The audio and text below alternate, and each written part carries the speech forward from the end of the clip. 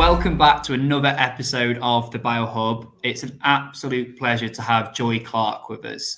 She's the Chief People Officer at Worldwide Clinical Trials, and we'll be talking about her journey, a bit about the team at Worldwide, and then also we're going to jump on some specialist topics like culture and how to build sustainably. So pleasure to have you, Joy. How are you? I'm great. Thank you for having me. I'm so excited to be here. No, it's great to have you. It's really great to have you. So let's just start off with your career journey into CRO, from having a pretty diverse industry background. How was the transition and what was the biggest change coming in?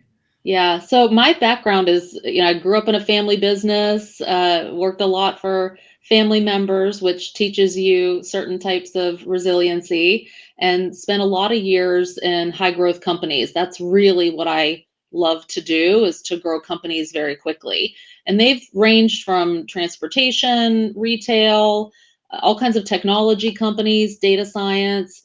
And when the opportunity at Worldwide came up, I was extremely excited because it was an area that I hadn't worked in before.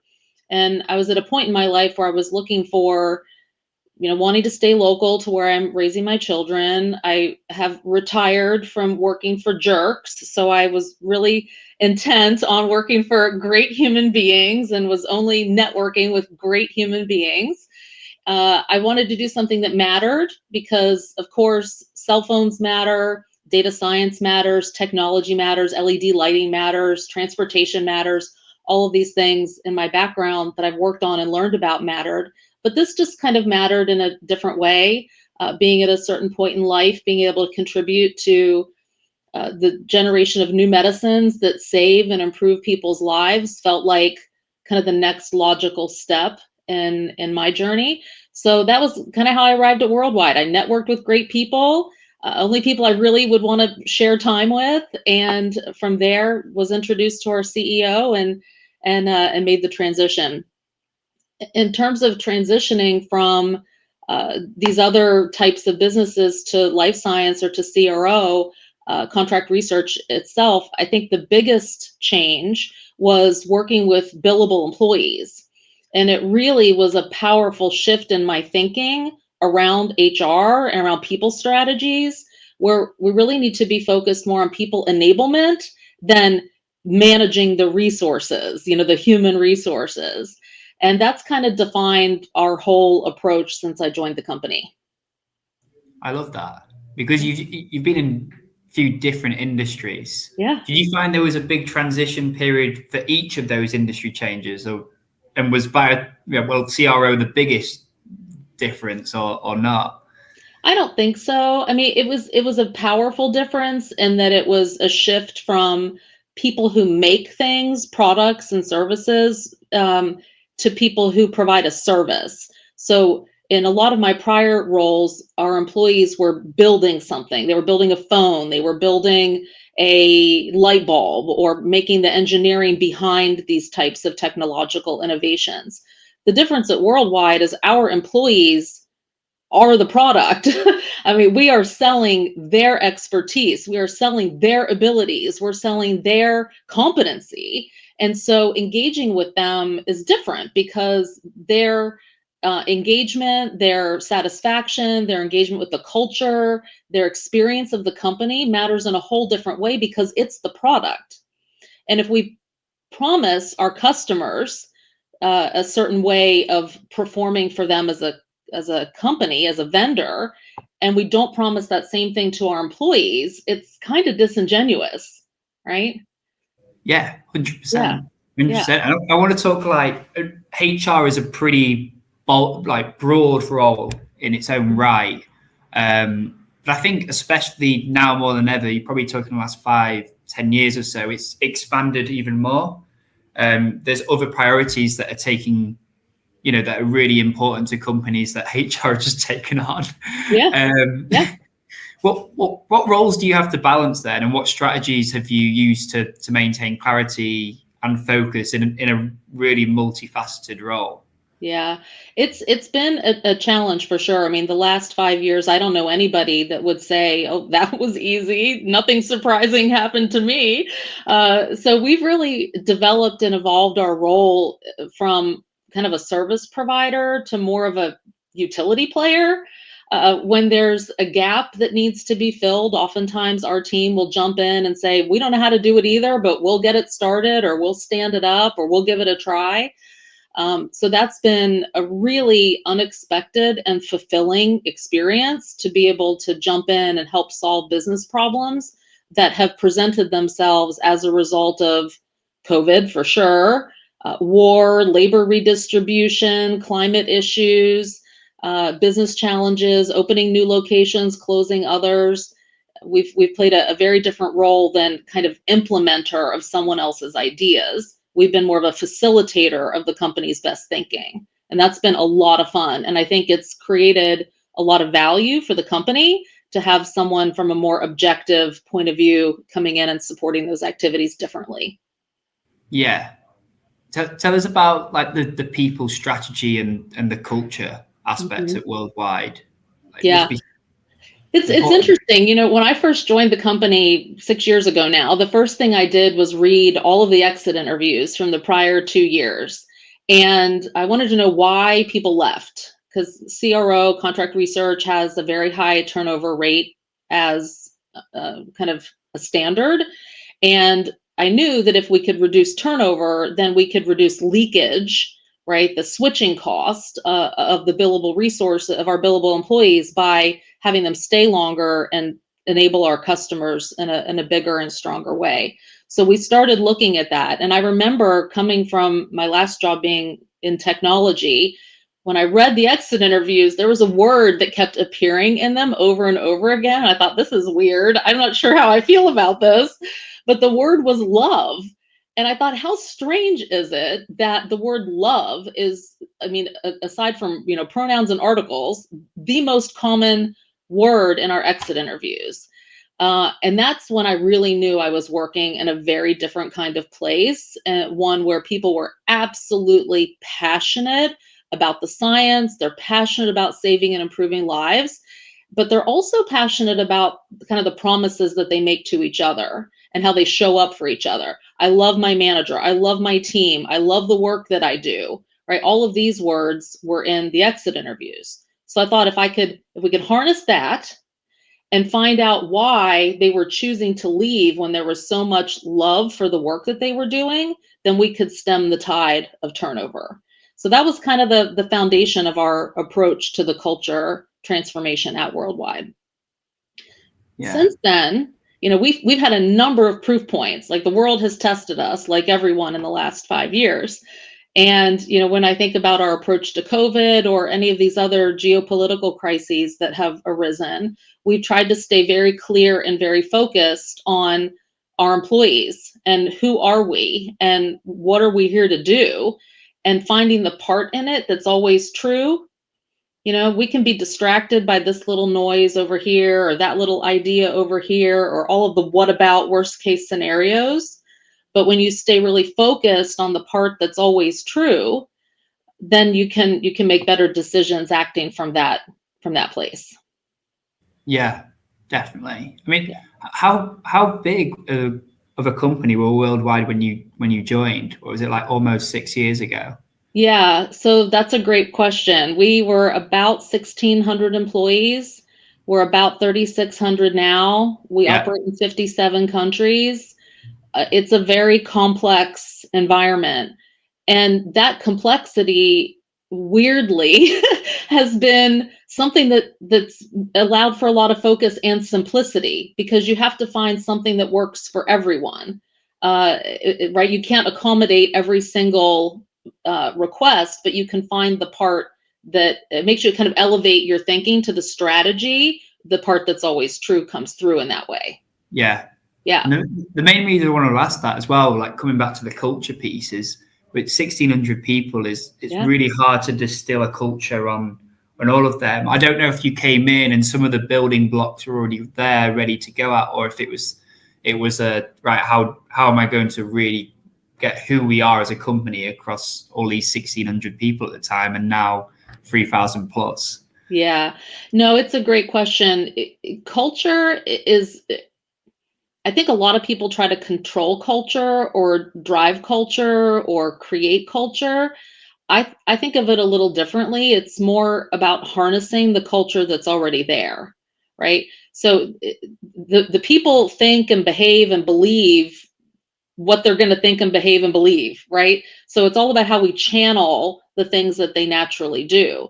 So of course, when I came in the building, we had, our company values, and we have a list of them, and we have definitions, and we have what they mean and what they look like, and they're on our screensavers, and they're on little cards you can put on your desk. And that's all great to have as like a tangible artifact, right? But the real culture is the stuff that happens every day, the true artifacts, the behavioral indicators about how work really gets done around here, right? That's the real culture. So that's what we spent time tapping into, are the proof points in the way that we work every day that symbolize these things that we have on posters or screensavers or desk cards. And again, the world provided a lot of opportunities to do that. We say, like a lot of companies, our employees come first. And in our organization, because our employees are the product, they have to. If we're not enabling our workforce and making it easier to work here than to work anywhere else, what are we doing, right? So when COVID presented itself, that was our focus. We took the approach of, how do we make it easier for our billable employees, really all of our employees, to work here than any place else? And we had a number of opportunities to prove if we meant it or not, right? Access to leadership, that's something we really believe in. We had a number of opportunities throughout COVID to say, we have access to leadership. We're going to meet you where you are. We're going to talk to you, or we're going to go hide, right? We have those choices. We're going to mandate things, or we're going to listen to you and see what works for you personally. And so each of those events, as they occurred, became a proof point to the items that are listed on the screensaver or on the placard or on the company poster. I feel like I just really resonated with that in a lot of ways. I don't often mention, like on the podcast at least, that I work in recruitment, and it's a similar in that regard. In fact, that the people are what you're selling in terms of the way you're working with. And I came from a company where culture wasn't a focus, and you talking about, well, it's like when the people are our product, they've got to be our focus, their happiness, the environment they work in has got to be incredible. That just really resonated with me. I just feel like I had to let it known. Oh, thank you. No, I think it's very powerful. When we waste the time of our employees, we're wasting the time of our customers, and we're wasting the money of our shareholders. So one of the tenets of our people philosophy is what I call frictionless HR. It should be easier to work here than anywhere else. And so every morning I wake up thinking about, how do I make it easier to work here? Right? And sometimes we get it right. We think we're going to make something easy, and we're right. Other times we get it wrong. This great idea we had to make things easy actually was a pain in the neck. So we scrap it and we get on to the next thing. Yeah. And I think this follows on nicely, not necessarily culture, but like from a diversity perspective. I mean, I've been given this fact, and I was like, it seems almost unbelievable in today's market. Your organization is 73% women. Yeah. Yeah. Why is that so important to you guys? Specifically?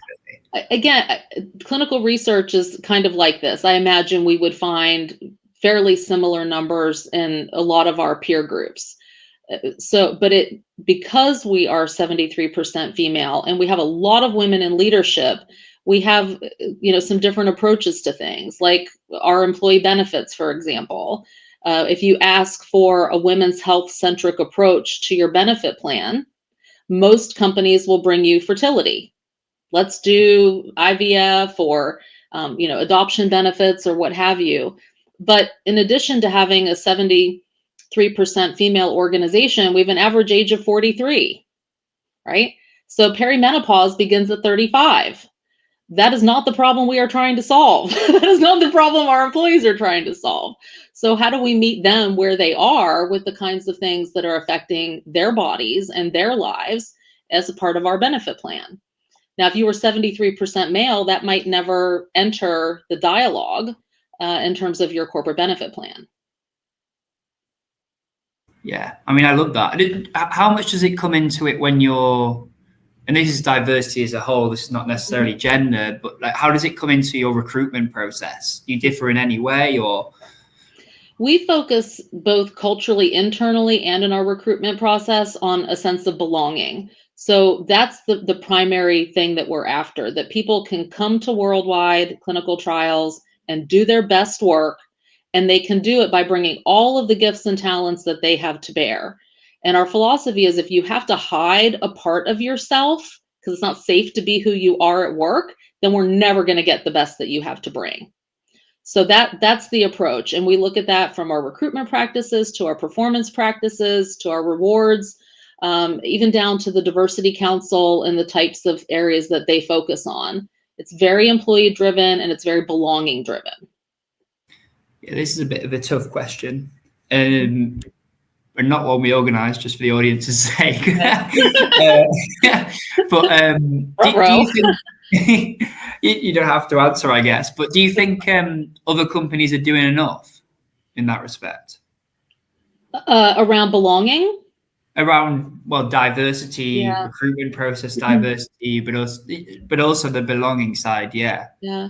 I mean, that's kind of a lightning rod topic in these times. But what I will say is, for our company and for our industry, diversity and equity, belonging, inclusion, these things are absolutely critical for good science, right? Yeah. We don't have adequate representation in the development of a drug. We will build a drug that doesn't work for everyone. 87%, I think, is the number. 87% of clinical trial participants are white men. And if that's the case, then we're surprised when we don't know how other bodies work, right? So good diversity, equity, inclusion, belonging, it's good for science. It's also good for business. When we're able to see all facets of a problem because the people have different brains and feel free to bring their different ideas to the problem, then we get better solutions. And that's not just for science, it's for business too. Now, to your question, is everyone doing enough? Of course, no one's doing enough, or it wouldn't be a topic, right? So there's always more to do in this space. But I think being curious and listening to your employees, listening to your customers and the kinds of problems they're trying to solve, when we have more brains on it that think from different points of view, we're going to get a better solution. So to me, it's kind of table stakes. Yeah. And obviously, like, as a woman in the industry, have you felt the changes since you've been in the industry? And I don't know, what challenges have you faced personally and professionally as a female leader? Yeah, well, I mean, of course, I started working when I was 9 years old, right, in a family business, and have had a number of experiences throughout the late 80s and early 90s that would fall into all of the stereotypical, horrifying workplace experiences that you might expect. So the good news is those things I don't hear about happening anymore. I don't experience happening anymore. I don't litigate them happening anymore. But there are still, challenges and changes that need to be made. And I think one of the most potent ones in our world now is kind of comes to mind from a story one of our employees told me the last time I visited Serbia. We were having a focus group on diversity, equity, inclusion, and belonging, and asking if our approach was relevant and useful for people in Serbia.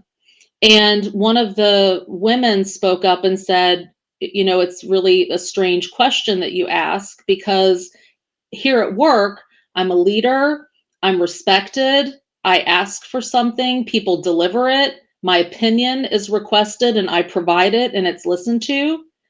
And then I go home and the person repairing our dishwasher will not speak to me. They will only speak to my husband. And just because we experience this in our company doesn't mean that we experience it in our community. And that is extremely challenging. And it just made me think about these challenges in an entirely different way, that we can certainly do the best that we can to make sure that we have a work environment that provides all of these things. But we also need to be thinking about how to change them in our communities so that, people can wholly experience, and the world can wholly experience, the gifts that they come to bear, and the value that their brain brings to problems. I think the biggest challenge that kind of symbolizes is that we have a real problem with confusion around competency and confidence. Harvard Business Review has written articles on it, but we tend as a world to gift people the assumption of competence when they speak with confidence. And what I would love to see is that we gift more assumption of competency to people who don't speak confidently, so that we have access to what they're thinking about too, and to their best ideas. Yeah, I think that's a great point. And it's a strange one, isn't it? Because it's hard in execution in some ways, if you think about it. Interesting. Yeah, it's really easy to think when someone is confidently stating, the sky is green. Yeah, the sky is green. Well, it's not actually. My own eyes can tell me something different, but we're very inclined to believe things that are said with confidence. And I think that's the big challenge before us now in all levels of leadership, is to keep digging for the facts and the truth behind that statement. Yeah, definitely. And then we've been talking about diversity and in terms of talent. What about like on the commercial trial front and health equity, and what are Worldwide doing in that regard? Yeah, I mean, health equity is extremely important to what we do. If it's a journey like any new entry into scientific areas, it's something that we're continuing to evolve. I think we began our journey on health equity by having kind of isolated people work on it until we could get traction. And now we're at the phase of operationalizing that into the way that we work every day. So I'm pretty excited about the progress that we've made as a company. I think in the world, we still have a lot more work to do around health equity. There are a lot of barriers to health equity, a lot of reasons people don't participate in clinical research because of bad experimentation that's been done in the past. People have long memories on those things, as they should. So there's still a lot more work in the world of public opinion to be able to bring diverse populations into clinical research. Yeah. And then I suppose specifically on your side as well, like you had a recent role with American Heart Association's Go Red for Women. Yeah. Can you just tell us a little bit about that? Yeah, for sure. I chaired Go Red for Women for the American Heart Association of the Triangle last year, and I'm on the board now. And part of the reason that I joined this activity is, one, we do cardiometabolic research at Worldwide, and having kind of putting our money where our mouth is is a good idea from a community and popular engagement point of view. But also, I've had a number of personal experiences in the last couple of years that bring the idea of health equity right home, right? So I'm 55 almost, going through the menopause journey, and having, thinking I'm dying of any of a number of causes that turn out to be hormonal changes. And then looking around and talking to other women, they're all going through the same thing. Nobody knows about that, right? We see women leave the workforce at 3 critical phases of life. They opt out of education in middle school, they opt out of the workforce during childbearing, and they opt out again during menopause. If we can better serve them through better science, we can keep more women in the workforce, for example. The other area that I would share is I've lost 3 beloved family members in the last 18 months to various forms of cancer. And while they are not what the American Heart Association works on, the thing they all have in common was health equity based. One of them was in an extreme poverty situation and didn't have adequate health care. Another lived in a medical desert where they didn't have access to good health care. And another, while a very highly educated person, did not have access to the type of guidance and thought leadership on medicine that would have given them, a better outcome. And when I think about those just in 18 months in my own life, where if they had more access to better healthcare, maybe they would have lived longer or certainly lived better. And then I apply that to my own community. I live in a very rich medical community with Duke and the University of North Carolina right here in my backyard. But 60 miles from here, it's a very different situation, both in terms of nutritional availability of healthy food and fresh produce, but also access to leading edge healthcare and medicine.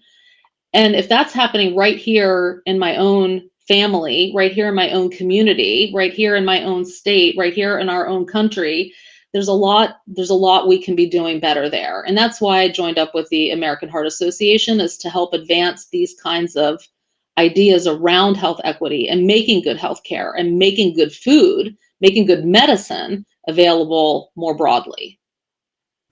Yeah, I think it's an amazing cause. And I think it's a really nice place to finish off the podcast as well.